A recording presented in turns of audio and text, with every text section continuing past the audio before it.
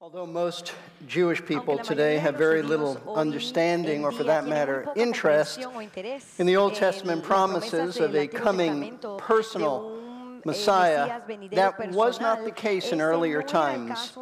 In the first few centuries following the death of Jesus, Jewish interest and expectations of a coming Messiah who would deliver them from their enemies was extremely high. In fact, their longing for such a liberator was so strong that the Jewish people often found themselves deceived into embracing false messiahs, men who claimed to be the Messiah, but who were nothing more than quacks and messianic frauds. In his book entitled Exploring the World of the Jew, author John Phillips lists a number of these pseudo-messiahs. Some, I've got to tell you, I've read about them. They're strange.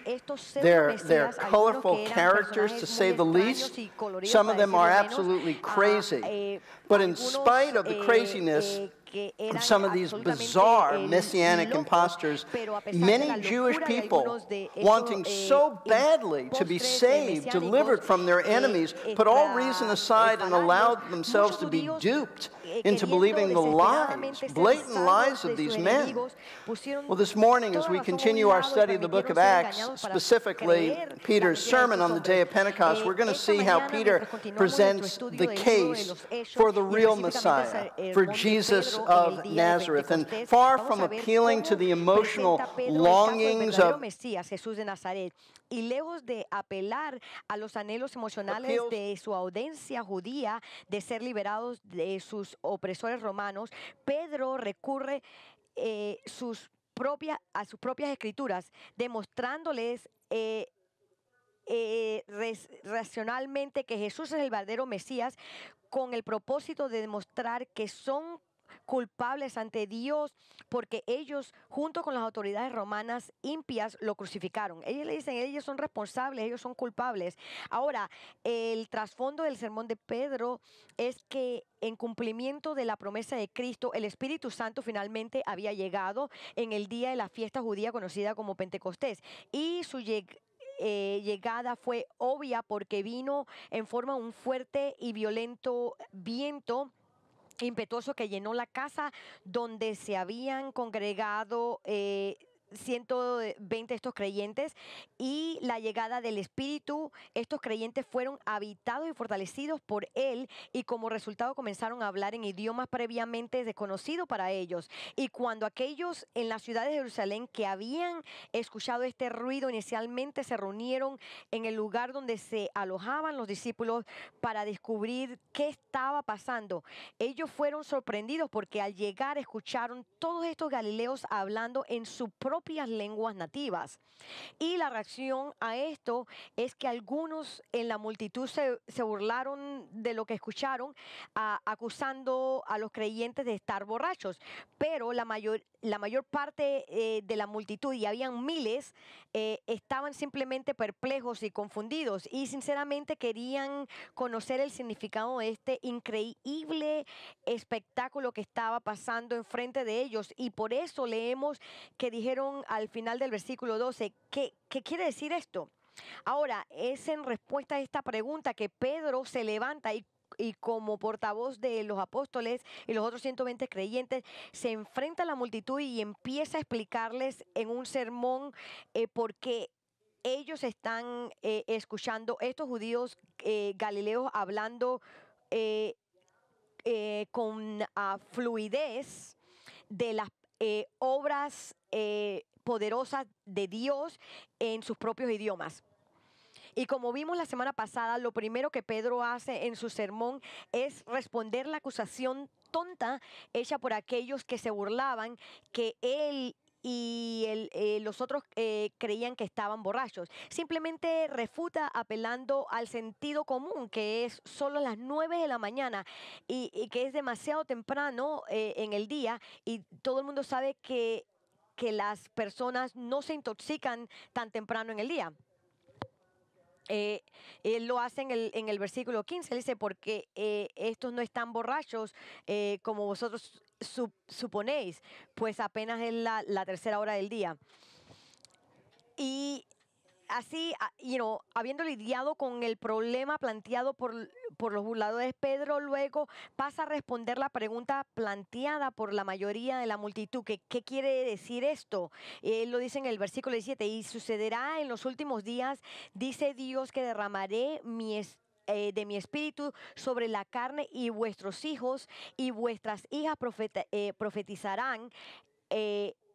Vuestros jóvenes verán visiones y vuestros ancianos soñarán sueños. Y aunque sobre mis siervos y sobre mis siervas derramaré de mi espíritu en esos días, y profetizarán.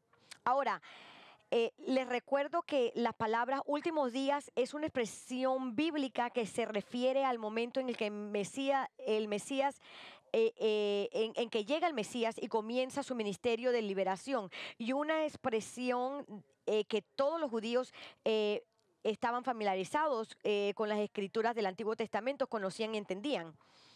Y en esencia lo que Pedro les está diciendo es que a esta multitud es que el Mesías ya ha venido, y por lo tanto los últimos días han comenzado, y la prueba de esto es que los 120 judíos de Galilea de pie ante ellos han sido llenos del Espíritu Santo, y como resultado están ahora declarando las obras poderosas de Dios en idiomas nunca antes estudiados por ellos.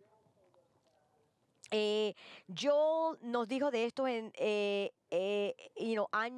años atrás. Escuchen con atención, porque además del derramamiento del Espíritu Santo al comienzo de los últimos días, este periodo de tiempo llegará a su fin con el juicio de Dios sobre aquellos que se han rebelado contra él. Y Pedro, continuando citando el profeta Joel, habla de este juicio, llamándolo el día del Señor, como periodo del tiempo en el que habrá maravillas en los cielos arriba y maravillas en la tierra debajo. Vemos en el versículo 19 y 20, dice: y mostraré prodigios arriba en el cielo y señales abajo en la tierra, sangre, fuego y columna de humo, y el sol se convertirá en tinieblas y la luna en sangre, antes que venga el día grande y glorioso del Señor. Ahora, sabemos que estas palabras sobre las maravillas en los cielos y en la tierra corresponde a lo que leemos en el libro de Apocalipsis sobre las condiciones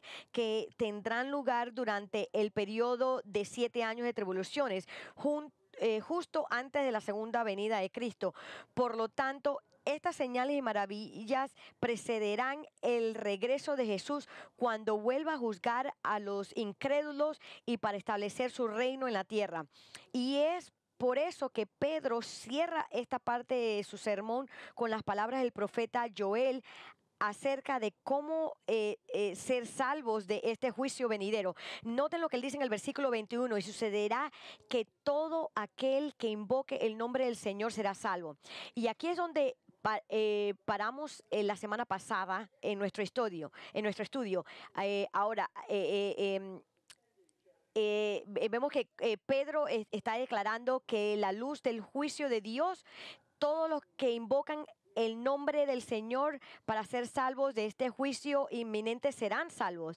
Y Pedro les dijo a sus oyentes que los últimos días han comenzado, lo que significa que ha llegado la era mesiánica, porque el Mesías sí ha llegado, y les ha dicho que si invocan el nombre del Señor serán salvos del juicio inminente. Ahora, Pedro los ha traído intencionalmente a este punto en su sermón para que ahora estén listos para escucharlo, identificar el Mesías, el cual su venida ha iniciado los últimos días. Y es crítico que ellos sepan esto. ¿Por qué? Porque no solo Él es el Mesías para que Él sino que Él es el Señor a quien deben llamar para ser salvos del juicio venidero de Dios.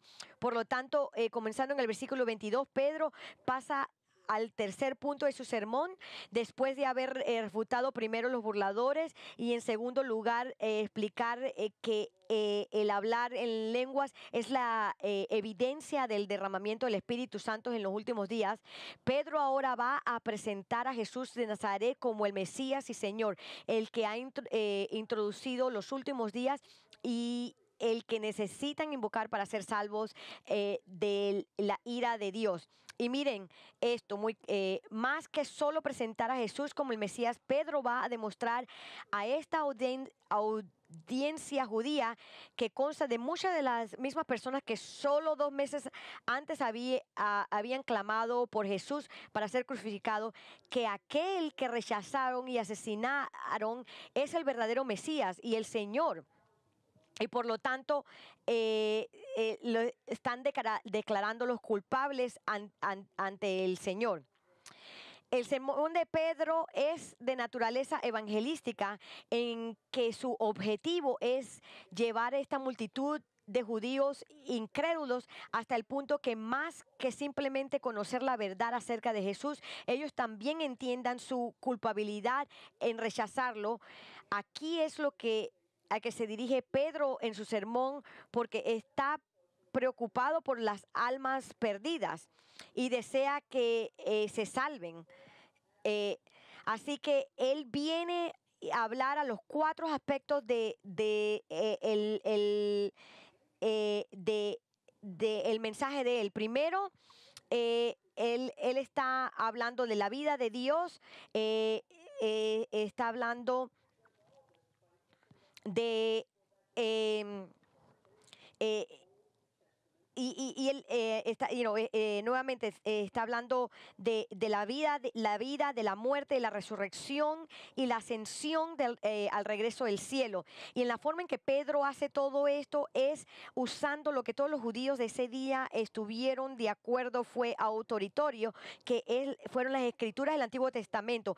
Y él la usa para probar su punto, que Jesús es el Mesías y el Señor, y por lo tanto necesitan ser salvos al invocarlo a él para que lo salve. Ahora, el sermón de Pedro no debe ser considerado simplemente como historia para nosotros, como algo que tuvo lugar en el primer siglo y no tiene una aplicación personal para nosotros hoy día. Eso sería un error, porque los argumentos de Pedro al presentar a Jesús como el Mesías son muy relevantes para nuestra vida. Por un lado, sus argumentos de cómo podemos saber que Jesús es el Mesías fortalecen nuestra fe y profundizan nuestras convicciones sobre la verdad del Evangelio de Cristo, porque sus argumentos son realmente irrefutables. Segundo, los argumentos de Pedro nos ayudan, le ayudará a testificar a los incrédulos, porque le permitirá decirles no solo quién es Jesús, que es lo que estamos viendo, pero por qué usted cree en él. Por lo tanto, debemos prestar mucha atención a cómo Pedro usa la palabra de Dios para probar sus puntos. Y al hacer esto, Pedro, una vez más, ha sido un ejemplo para nosotros, mostrándonos cómo obedecer la exhortación que luego escribirá en su primera carta, en primera de Pedro, de siempre estar listo de dar una defensa de la fe que está dentro de nosotros. Esta es la defensa de Pedro del Evangelio, y esto nos va a ayudar a nosotros a defender el Evangelio. Así que esta mañana regresamos al sermón de Pedro y seguimos su progresión de pensamiento. Lo primero que escuchamos, que le dice a su audiencia que pruebe que Jesús es el Mesías, en su declaración, la vida de Cristo. Él dice: varones israelitas, escuchad estas palabras. Jesús Nazareno, varón confirmado por Dios entre vosotros con milagros, prodigios y señales que Dios hizo en medio vuestro a través de él, tal como vosotros mismos sabéis. Ahora, fíjense cómo comienza Pedro. Se abre esta sección de su sermón pidiendo a su audiencia judía que lo escuchen sus palabras. Y el significado de esto es que es casi exactamente como Pedro comenzó su sermón. ¿Por qué él se está repitiendo? Ellos no le estaban escuchando anteriormente, él tiene que llamar la atención de ellos nuevamente. No, lo que Pedro está haciendo es que él está siguiendo a hablar de algo más. Él está dándole una señal que se está haciendo una transición, que él está cambiando el tema de su sermón, moviéndose del Pentecostés. Él va ahora a explicarle cómo este derramamiento del Espíritu está tomando lugar. ¿Quién es el que está derramando su Espíritu?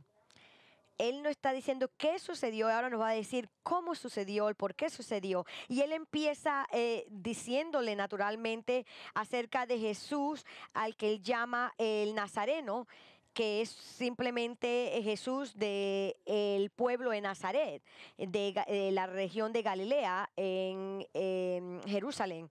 Y Pedro describe a Jesús, el Nazareno, que ha hecho que ha hecho milagros en el medio de ellos. Él está testificando. Y esta palabra quiere decir que está autenticando algo, probando algo, de que él está reconociendo a Jesús como el Mesías, que todos los milagros que él hizo, eso fue Dios autenticando y confirmando que Jesús era quien exactamente él clamaba ser. Como ven, cuando nosotros pensamos en los milagros de Jesús, ciertamente sabemos que demuestra la misericordia y compasión de Dios, especialmente cuando está curando a alguien, sanando a alguien. Pero esto tiene un significado mucho más allá de demostrar su compasión. Estos son demostraciones visibles y verificaciones que Dios el Padre lo mandó y que Él era quien Él clamaba ser, el Hijo de Dios, el Mesías, el que nos redime, Dios encarnado. Y estas personas que tenían un corazón malvado, lo acusaron, pero la mayoría de las personas que vieron estos milagros entendieron que esto era una demostración de Dios y que Jesús de Nazaret fue mandado por ellos. Es más, sin duda parece que Nicodemos, el funcionario judío que vino a hablar a Jesús en la noche, habló por muchas personas cuando dijo: Rabí, sabemos que has venido de Dios como maestro, porque nadie puede hacer estas señales que tú haces a menos que Dios esté con él. Así fue con la mayoría de las personas como ellos vieron e interpretaron los milagros de Cristo. Y esa es la razón principal por la que Jesús lo hizo. Jesús realizó sus milagros porque el Antiguo Testamento enseñó que una de las marcas de identificación del Mesías, que iban a identificar al Mesías, sería que él haría milagros. Es decir, la forma que el pueblo judío podría reconocer a su Mesías cuando vino es por su habilidad de hacer milagros. Ahora, déjenme mostrarle algo que creo que es importante, que les va a dar un entendimiento.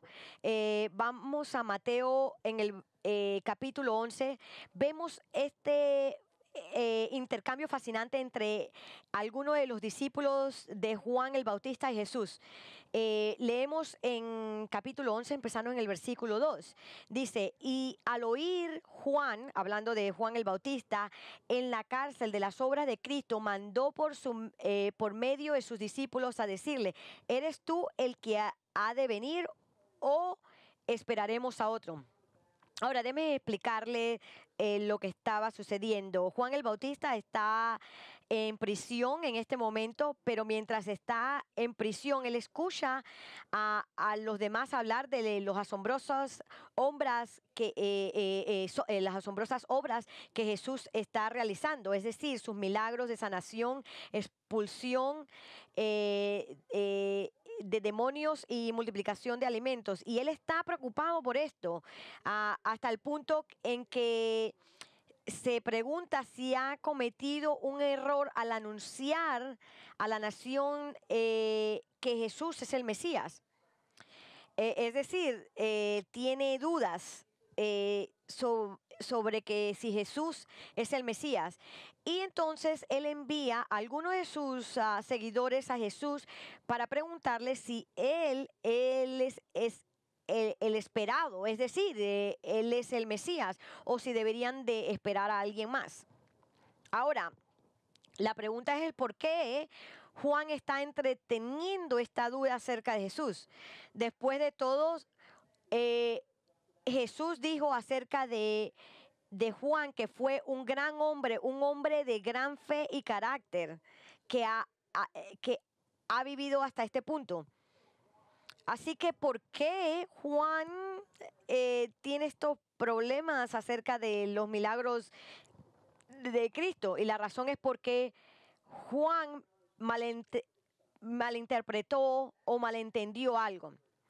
Si vamos atrás en el capítulo 3, Juan había hecho una predicción del Mesías. Él dijo que cuando el Mesías viniera, él iba a traer juicio sobre los incrédulos.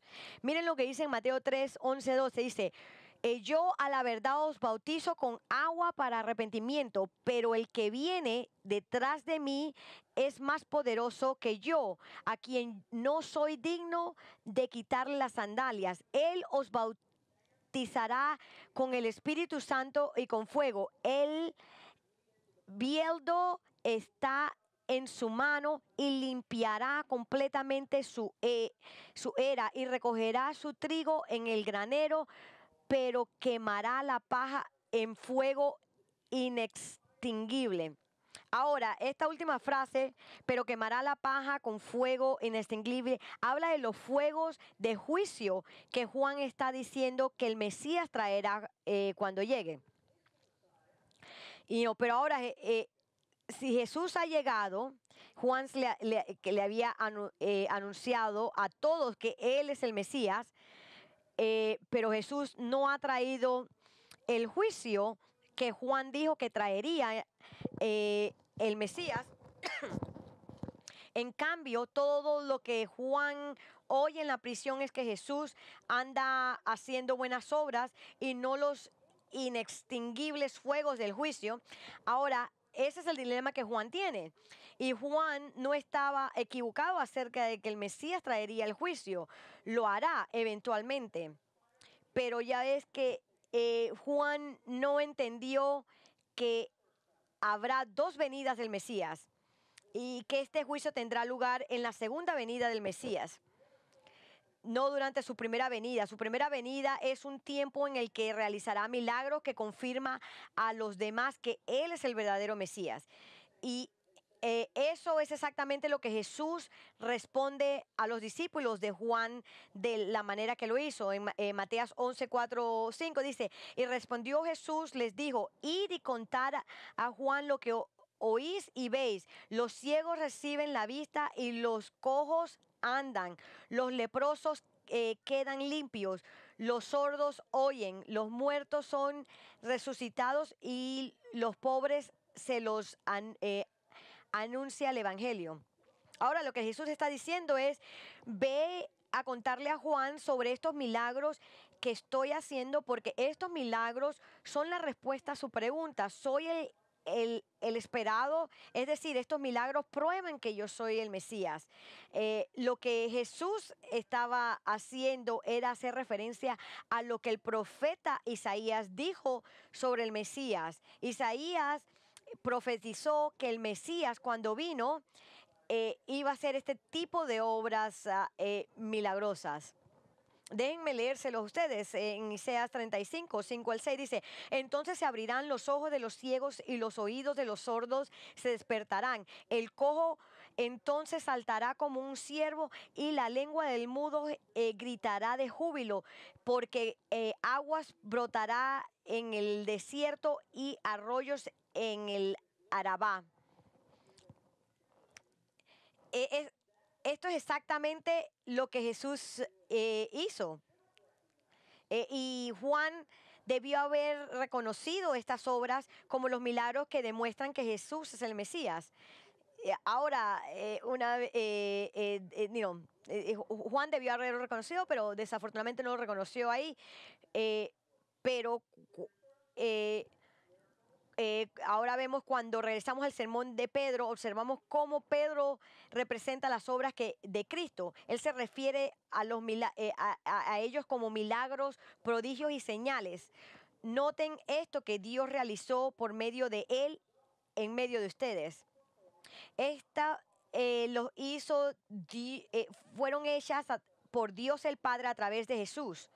Y la razón por la cual él hizo de esta manera es porque Jesús, aunque es completamente Dios, al convertirse en hombre, vino en completa sumisión y dependencia del Padre. Y a menudo hablaba del Padre haciendo los milagros a través de él. Por ejemplo, en Juan 5, 16 al 20 vemos, a causa de esto los judíos perseguían a Jesús porque hacía estas cosas en el día de reposo, pero él le respondió, hasta ahora mi padre trabaja y yo también trabajo. Entonces por esta causa los judíos aún más procuraban matarle, porque no solo violaba el día del reposo, sino que había llamado a Dios su propio Padre, haciéndolo igual a Dios. Por eso Jesús respondiendo les decía, en verdad os digo que el Hijo no puede hacer nada por su cuenta, sino lo que ve hacer al Padre, porque todo lo que hace el Padre, eso también hace el Hijo de igual manera, pues el Padre ama al Hijo y le muestra todo lo que él mismo hace, y obras mayores que estas le mostrará para que os admiréis. Nuevamente leemos algunos versículos más adelante, el versículo 30. Yo no puedo hacer nada por iniciativa mía. Como hoy oigo, juzgo, y mi juicio es justo porque no busco mi voluntad, sino la voluntad del que me envió. En Juan 14:10, ¿no crees que yo estoy en el Padre y el Padre en mí? Las palabras que yo os digo no las hablo por mi propia cuenta, sino que el Padre que mora en mí es el que hace las obras. El punto que Pedro está haciendo es que Jesús es el verdadero Mesías y que sus milagros fueron hechos por medio de él, por Dios el Padre, como señales que apuntan y demuestran no solo la deidad y la mesianidad de Cristo, sino la aprobación del Padre de él. Ahora, detengámonos aquí y hablemos de esto por unos minutos, porque los milagros de Jesús han desconcertado a algunas personas debido a cómo la gente de los días de Cristo reaccionaron a ellos. Como ven, si los milagros de Cristo estaban destinados a probar que Él era el Mesías, entonces la pregunta que suele plantarse es ¿por qué no todas las personas que vieron sus milagros llegaron a creer en Él como el Mesías? ¿Por qué había solo un pequeño número, 120 creyentes en Jerusalén el día del Pentecostés, cuando miles y miles de judíos conocían los milagros de Cristo? De hecho, la multitud de personas a las que Pedro les estaba predicando esos días, todos sabían de los milagros de Cristo. Y sin embargo, ellos no creían en él. Noten lo que Pedro les dice al final del versículo 22. Después de hablarles de los milagros que Dios realizó a través de Jesús, Pedro declara que los ejecutó en medio de ustedes, tal como ustedes mismos saben. Es decir, esto no era nuevo para ellos, sino que eran conscientes de los milagros de Cristo, porque muchos de ellos lo vieron personalmente hacer estos milagros, y a otros de partes distantes del Imperio Romano habían oído hablar de los milagros de Cristo por testigos oculares. Entonces no los ignoraban, sabían de ellos, y sin embargo, habiendo visto los milagros de Cristo, todavía clamaban porque fuera crucificado, y lo rechazaron como su Mesías, incluso cuando sus propias escrituras lo identificaban como el Mesías. Así que, ¿cómo explicamos tal incredulidad ante tal evidencia abrumadora de que Jesús era el Mesías? A menudo yo me pregunto esto también, cómo el pueblo judío de los días de Jesús podría haberlo rechazado cuando vieron estos milagros. Y la respuesta a esta pregunta radica en el hecho de que es la naturaleza de la incredulidad endurecida el rechazar a Cristo y la verdad, incluso cuando se enfrentan a una evidencia abrumadora. el problema no son los milagros, el problema es la naturaleza incrédula de la incredulidad. Jesús dio la respuesta a esta pregunta de por qué tanta gente lo rechaza en Juan 3, cuando dijo que los hombres aman la oscuridad, es decir, su pecado, en lugar de la luz, queriendo decirse a sí mismo, porque sus obras son malas. Es decir, la razón por la que se niegan a venir a Él para la salvación es porque estos significaría tener sus obras expuestas como malvadas y exigiría el arrepentimiento. Y ellos no quieren eso. Quieren continuar en su pecado y se niegan a venir a Cristo sin importar cuánta evidencia haya de que Él es el Mesías.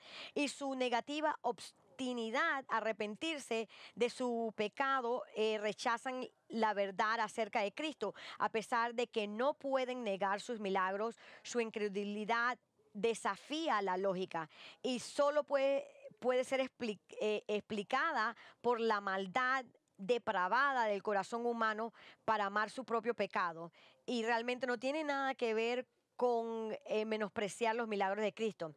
Escuchen, las personas de los días de Cristo demostraron este tipo de incredulidad a lo largo de su ministerio, aunque lo vieron realizar un milagro después de un milagro detrás de otro milagro, no obstante, no le creyeron. Ellos vieron curaciones legítimas y no quisieron creer en Él. Ellos rechazaron el creer en Él. Por ejemplo, en Juan 10, el versículo 37 al 39, si no hago las obras de mi Padre, no me creéis. Pero si las hago, aunque a mí no me creéis, creed las obras, para que sepáis y entendáis que el Padre está en mí y yo en el Padre. Por eso procuraban otra vez prenderle, pero se les escapó de entre las manos. Él estaba diciendo, miran mis obras, y ellos estaban buscando el matarlos. En Juan, el capítulo 11, versículo 45, dice, por esto muchos de los judíos que habían venido a ver a María, esto en el contexto de la resurrección de Lázaro, que estaba muerto por días, él llevaba días de estar muerto y Jesús lo resucitó. Y esta gente que vino y vieron esto, hicieron y vieron lo que Jesús había hecho, creyeron en Él, pero algunos de ellos fueron a los fariseos y les contaron lo que Jesús había hecho. Entonces los principales sacerdotes y los fariseos convocaron un concilio y decían, ¿qué hacemos? Porque este hombre hace muchas señales. Si le dejamos seguir así, todos van a creer en Él y los romanos vendrán y nos quitarán nuestro lugar y nuestra nación. Ellos lo reconocieron, pero ellos están diciendo que si dejamos que siga, los romanos van a quitar nuestro lugar y nuestra nación. Así que desde ese día planearon entre sí para matarles. Ellos no querían que les quitaran el poder de ellos. Es todo acerca de ellos mismos y el poder que tenían. A ellos no les interesaba acerca del Mesías. Pero no fue solamente los líderes judíos que lo rechazaron. También la multitud los rechazaron. Vemos en Juan 12, dice, y así la multitud que estaba con él cuando llamó a Lázaro del sepulcro y lo resucitó de entre los muertos, daba testimonio de él. Por eso la multitud fue también a recibirle, porque habían oído que él había hecho estas señales. Pero escuchen, en solo unos pocos días, muchas de estas mismas personas serían parte de la multitud que clamaba por su crucificación. Ahora, solo porque no estuvimos usted y yo vivos para ver los milagros que Jesús realizaba, no significa que sus milagros no tengan ninguna aplicación para nosotros. Los milagros de Jesús sobre los que leemos en el Nuevo Testamento todavía están diseñados por Dios para autenticar que Él fue exactamente quien afirmó ser. Es decir, sus obras milagrosas aún le dan testimonio de que Dios el Padre lo envió al mundo como el Mesías. Y usted y yo tenemos esta información de los testigos oculares, de sus milagros, de aquellos que los vieron. Entonces no tenemos excusa para rechazarlo. Sus milagros debería ser que nos humillara y nos humilláramos y humildemente nos inclináramos ante Él en la sumisión, porque ellos demuestran su deidad. Ningún simple hombre puede caminar sobre el agua, ningún simple hombre puede calmar una tormenta violenta, ningún simple hombre puede resucitar a la gente entre los muertos. Entonces, hagan lo que hicieron sus primeros discípulos después de verlo caminar sobre el agua, adorarlo diciendo ciertamente Él es el Hijo de Dios. Así que debemos creer en Él, adorarlo. Los milagros de Él dan un testimonio muy poderoso de quién fue Él. La vida de Cristo hace una poderosa declaración de quién es Él, y es por eso que Pedro lo presentó como su primer argumento ante la multitud que estaba frente a Él. Fue Spurgeon quien dijo que Elijah lo dijo, la Biblia es como una pistola. La persona puede decir, yo no creo que la pistola mata, no importa lo que ellos digan, pero si la pistola está cargada, puede matar a alguien. Así que Pedro no se detuvo aquí. Él pasó a la segunda declaración acerca de Jesús que prueba que Él es el Mesías. Lo vemos en Hechos 2:23. A este entregado por el plan determinado y el previo conocimiento de Dios, clavasteis en una cruz por manos de impíos y le matasteis. Uno de los mayores escollos para el pueblo judío que creen en Jesús como el Mesías en el siglo I y también en la actualidad es su crucificación. La razón de esto es que es un obstáculo para los judíos, es porque los judíos no pueden creer que ellos pusieron a su Mesías a muerte en una manera tan hipotética. Porque la Biblia lo dice que cualquiera que fuera puesto a muerte siendo crucificado estaba siendo maldecido por Dios. Por lo tanto, dado que Jesús murió en una cruz que estaba hecha de madera de un árbol, entonces Jesús fue maldecido por Dios, y eso no se ajusta a la visión popular judía de su Mesías. Ahora, Pedro, sabiendo exactamente lo que esta gente judía frente a él estaba pensando, él le llega este tema de la muerte de Jesús al hacer una declaración notable que declara que la muerte de Cristo fue causada tanto por los hombres como por Dios. Él explica que la muerte de Jesús, primero él explica que fue Dios, es decir, Dios el Padre, quien fue responsable de la muerte de Cristo, siendo entregado por el plan predeterminado y la presciencia de Dios. Ahora, esta es una afirmación profunda de Pedro. Lo que él no está diciendo que a pesar de que Judas Iscariote, quien traicionó a Jesús entregándolo a las autoridades judías, que luego lo entregaron a las autoridades romanas que terminaron crucificándolo, fue realmente Dios quien lo entregó a sus enemigos a morir.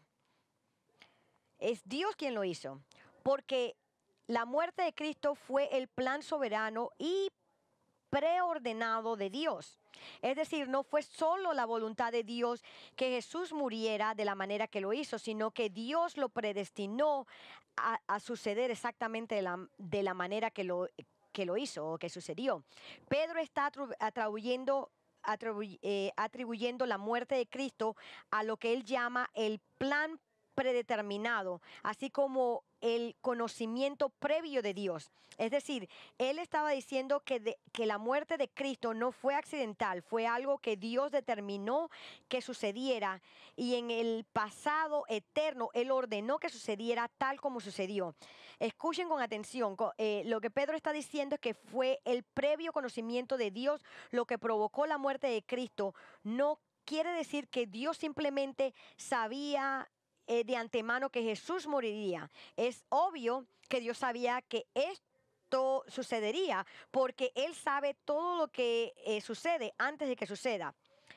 Pero eso no es lo que Pedro está diciendo, porque la palabra conocimiento previo lleva consigo el pensamiento de algo preordenado, algo predestinado, que es exactamente lo que dicen otras escrituras acerca de la muerte de Cristo, que fue predestinado por Dios mucho antes que sucediera. En Hechos 4:27 dice: porque en verdad en esta ciudad se unieron tanto Herodes como Poncio Pilato, juntamente con los gentiles y los pueblos de Israel, contra tu santo siervo Jesús, a quien tú ungiste para hacer cuanto tu mano y tu propósito había predestinado que sucediera. Él nos está diciendo claramente que eso estaba predestinado. Miren nuevamente en 2 de Timoteo 2:9, quien nos ha salvado y nos ha llamado con un llamamiento santo, no según nuestras obras, sino según su propio y según la gracia nos fue dada en Cristo Jesús desde la eternidad. Desde la eternidad pasada, Dios ha determinado y ordenado soberanamente que Jesús muriera exactamente como lo hizo, por crucificación a mano de los judíos, los líderes judíos y las autoridades romanas.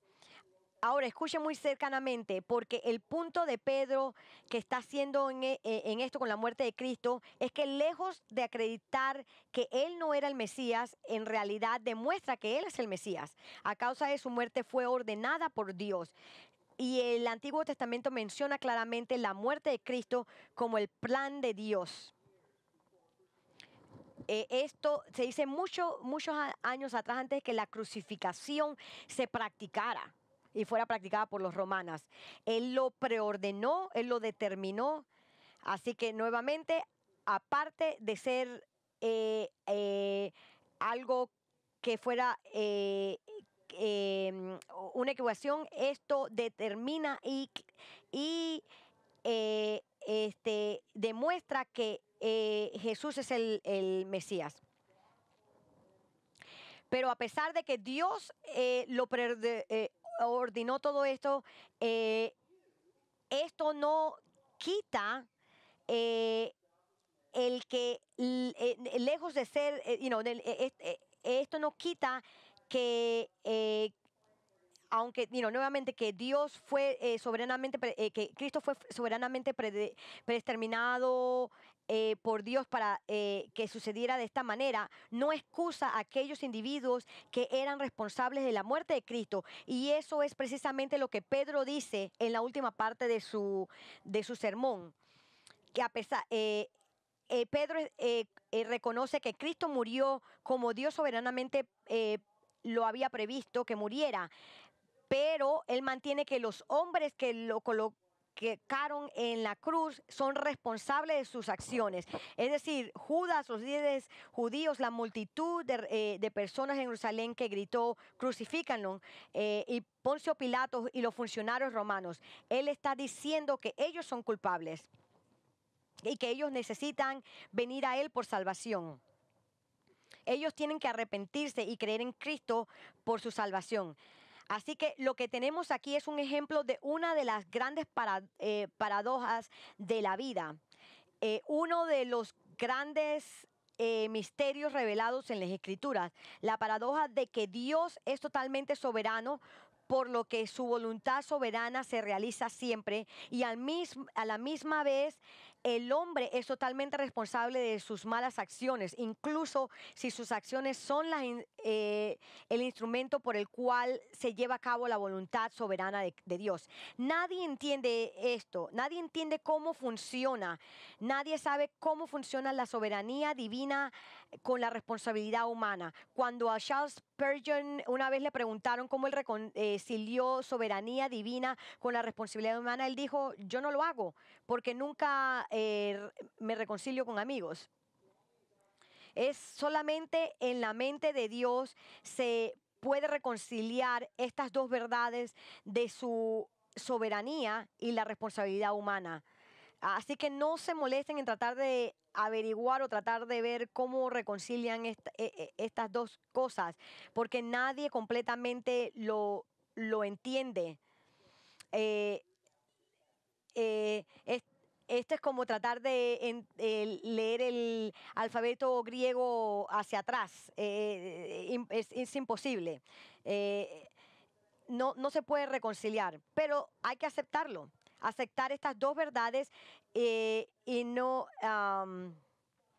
estas dos verdades se enseñan en las Escrituras y ambas son totalmente ciertas. La razón por la que somos totalmente responsables de nuestras acciones se debe a que es nuestra elección para hacer lo que hacemos. Dios nunca nos obliga a hacer el mal. Elegimos totalmente de nuestra propia voluntad para llevar a cabo nuestras malas acciones. Es totalmente de nuestra decisión. Un ejemplo perfecto de esto es que es Judas Iscariote. Escuchen lo que Jesús dijo acerca de Judas y cómo él fue responsable del Señor de haber hecho esto en su mala traición. Miren lo que Jesús dice: porque en verdad el Hijo del Hombre va según se ha determinado, pero ay de aquel hombre por quien él es entregado. Dice: ay de aquel hombre a quien es entregado. Dios en la eternidad pasada determinó la manera en que Jesús iba a morir y que Judas sería quien lo entregaría. Sin embargo, Jesús pronunció estas palabras: ay a Judas, porque él era responsable de su propio pecado. Yo no entiendo esto totalmente, nunca lo he entendido, pero creo que es por esto, la manera que es, porque lo enseñan las Escrituras. Cada uno de nosotros tiene que creer esto, porque significa que somos responsables de las decisiones que tomamos en la vida. Dios nos hace responsables independientemente de cualquier otra consideración. Nadie puede nunca culpar a Dios por su pecado e incredulidad. Nadie puede justificar su rechazo de Cristo porque no fueron uno de los elegidos.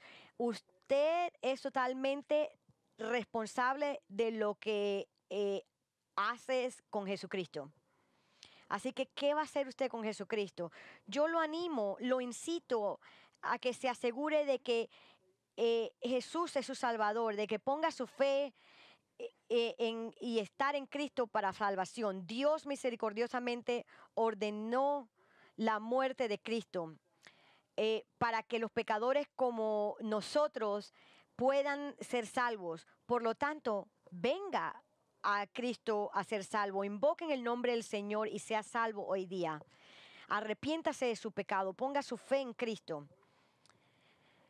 Para aquellos que somos salvos y creemos en Cristo, oro que Jesús utilice esto para profundizar, estas verdades para profundizar y fortalecer nuestra fe, para creer en la verdad, en Jesús como Mesías de nosotros. Oremos. Padre, gracias por estas verdades, gracias por estas palabras de Pedro. Nosotros sabemos que estas palabras van a caer en oídos sordos a personas que no creen en Cristo, que no quieren creer que Cristo es el Mesías y que ha nacido. Yo oro, Señor, por todos los que están aquí, que no haya nadie que vea estos milagros y que se vaya con una incredulidad rechazándolos. Yo oro que todos los que estén aquí profundamente consideren estas verdades y entiendan que todo sucede por ti, Señor, pero que nosotros somos responsables por las acciones que hacemos. Señor, prende esa luz dentro de nosotros y trae a los pecadores a salvación. Ayúdanos, Señor, a compartir el Evangelio con otros, a dejarles saber de tu vida perfecta que está caracterizada sin ningún error, sin ningún accidente. Una vida pura, tú la llevaste a cabo llenando lo que Dios había